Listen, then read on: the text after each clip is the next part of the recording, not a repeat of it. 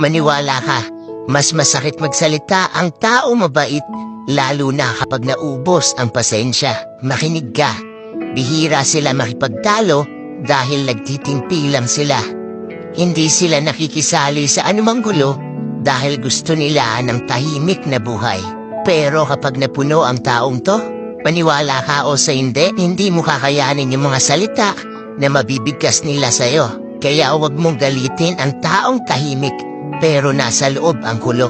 At kumukulo lang sa taong hindi ka nais-nais ang pakikitumo.